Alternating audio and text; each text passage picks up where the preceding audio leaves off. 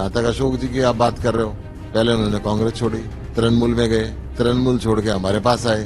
जब हमारे पास थे तो बीजेपी को बलात्कारी पार्टी बताया करते, अत्याचारी पार्टी बताया करते, संदीप सिंह को हटाने के लिए घेराव की बात करते थे।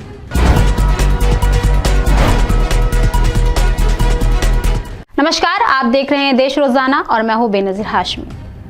अशोक तंवर ने गुरुवार को आम आदमी पार्टी से इस्तीफा दे दिया था, जो आप पार्टी से पहले कांग्रेस में थे।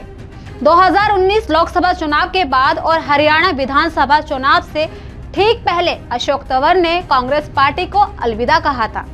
दरअसल उनका कहना है कि पूर्व सीएम भूपेंद्र सिंह हुड्डा के साथ राजनीतिक मतभेद और पार्टी में खींचतान के बाद अशोक तंवर ने कांग्रेस को अलविदा कहा था और अब उन्होंने आम आदमी पार्टी से भी इस्तीफा देने वाले अशोक तंवर शनिवार को भाजपा में शामिल हो गए हैं।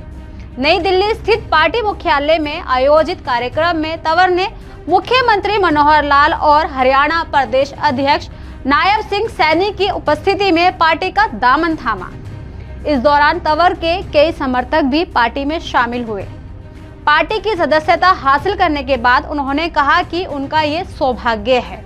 वैसे आपको बता दें कि अशोक तंवर अब तक कई पार्टियों को छोड़ चुके हैं, या फिर यह भी कहा जा सकता है कि जिस पार्टी की लहर होती है तंवर जी भी उस पार्टी में जुड़ जाते हैं। और जैसे जैसे लोकसभा के चुनाव करीब आ रहे हैं, सभी पार्टियों में फेरबदल होना लाजमी है। मतलब ये कि राजनीति में गर्मा गर्मी का माहौल है।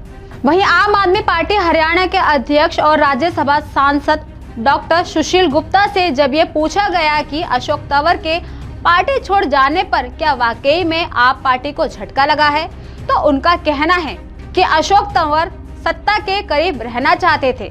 पहले उन्होंने कांग्रेस पार्टी को छोड़ा, फिर टीएमसी में चले गए, फिर टीएमसी छोड़ी तो आप पार्टी के साथ जुड़ गए और अब आम आदमी पार्टी को छोड़ दिया तो बीजेपी में चले गए। आखिर उनका डेस्टिनेशन क्या है पता नहीं, परंतु जो लोग इतनी जल्दी पार्टी छोड़ते हैं जनता उन पर विश्वास नहीं करती। सुशील गुप्ता ने कहा कि अशोक तंवर जब हमारी पार्टी में थे तो बीजेपी को बलात्कारी बताया करते थे, भ्रष्टाचारी कहा करते थे, बृजभूषण शरण को हटाने के लिए पहलवानों के साथ थे और जब किसानों पर उनके मंत्री ने गाड़ी चढ़ा दी तो किसानों के साथ बात करते थे।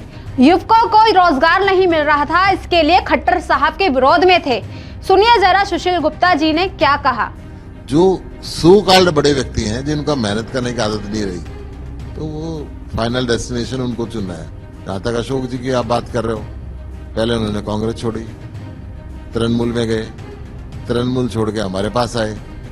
जब हमारे पास थे तो बीजेपी को बलात्कारी पार्टी बताया करते, अत्याचारी पार्टी बताया करते, संदीप सिंह को हटाने के लिए घेराव की बात करते थे, बृजभूषण शरण को हटाने के लिए पहलवानों के साथ थे, किसानों पे जब इनके मंत्री ने गाड़ी चढ़ाई तो किसानों के साथ थे, युवकों को रोजगार नहीं मिल रहा, खट्टर साहब के विरोध में थे।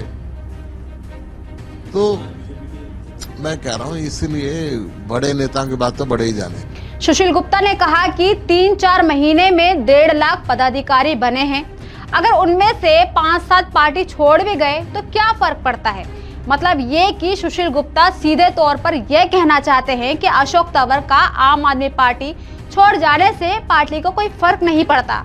ऐसे नेता तो आते जाते रहते हैं। सुनिए जरा एक बार।